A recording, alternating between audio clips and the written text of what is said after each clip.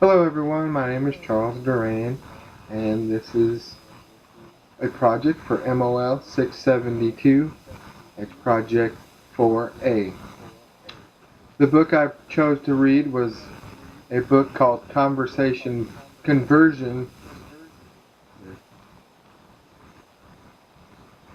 Hello everyone, my name is Charles Duran, and this is a Project 4a for MOL672. And the book I chose to review was Conversion Marketing by Brian Heathman. And Brian talks a lot about online marketing. Some of the high points that he talks about is the marketing economy. Uh, he talks about the conversion loop and what that means. Talks about the power of intention, marketing with intention. He also talks about uh, he gives you different tools for marketing online, marketing your company or a product or a service online, such as websites and so on. Um, he goes over some of the psychology of marketing and how you can use that to your advantage. Um, he talks about how you can close a sale and use things like email and newsletters.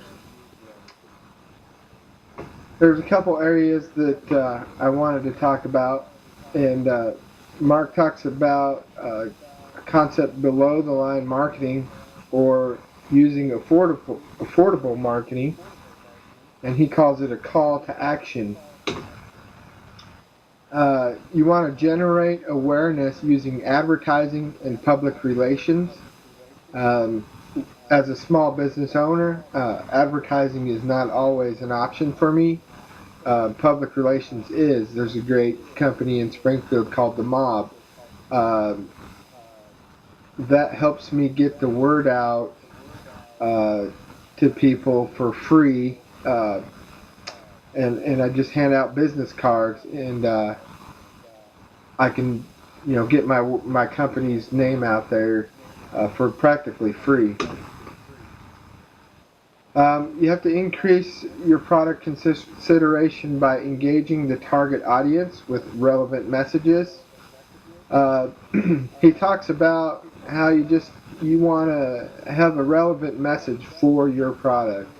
I was thinking about this, and for instance, you don't want to be talking as a plumber. I don't want to be talking to a customer about how uh, a water heater is shipped or made.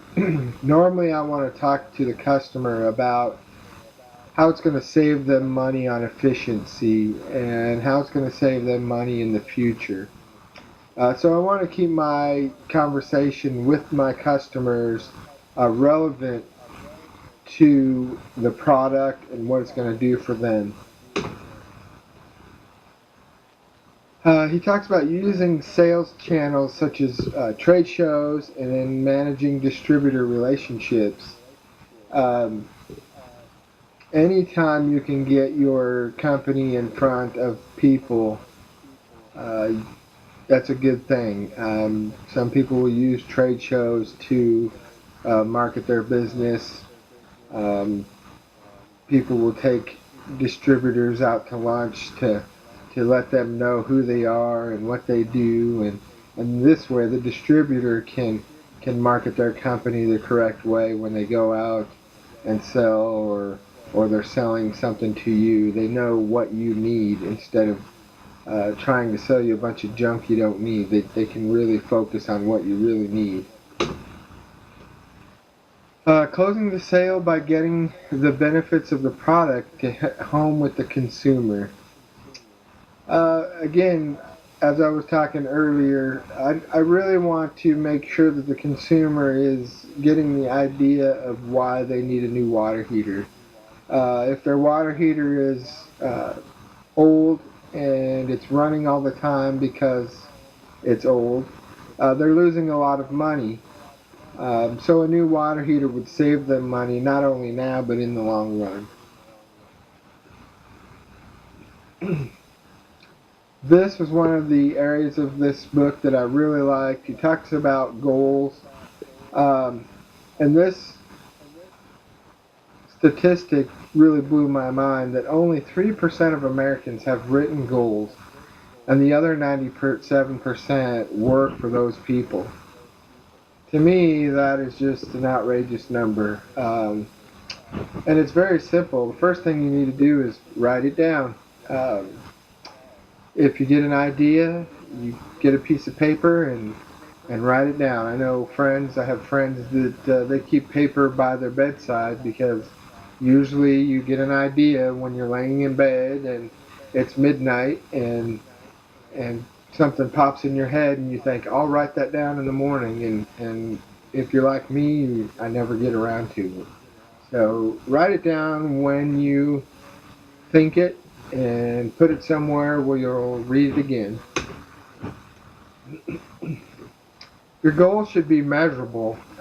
Be able to track the progress of your goals. Um, you have to know where you're at in your goal to be able to succeed in the end. Have goals that are attainable. Create small goals to achieve your larger goals in the future. Um, I put a little bicycle up there because that that reminded me of a small goal I had to ride motorcycles someday, and I had to start out with riding, a two-wheel bike with no motor, and once I got the balance and how the two wheels works, then I was able to move up to something with an engine. Be attached to your timeline. Use a timeline to evaluate your success.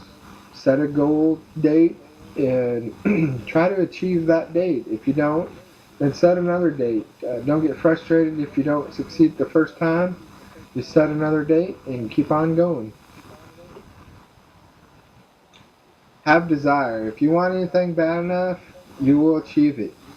Um, it's just if you want something and you have a goal and you want it bad enough, you will find a way to achieve that goal and you'll be successful.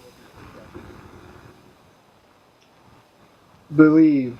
Carry an attitude of certainty. If you have so much negative vibe around you every day, and I know that I do, and people will try to pull you down. They don't like to see other people succeed. But with a goal, you need to have an attitude that you can succeed and you will.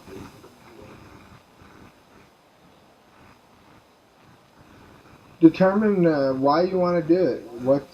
What's this all about? How do you determine what you want to achieve and and why you want to achieve it?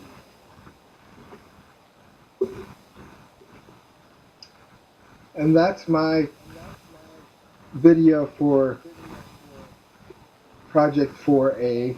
I recommend this book to anybody.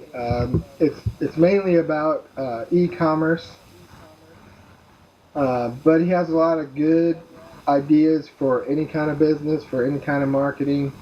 If you like reading about personal goals and how to set those and just ways that small businesses can achieve what large businesses do, especially now with the internet and Facebook and Twitter. And I believe that you would benefit from this book if you read it. And thank you for listening. Have a good day.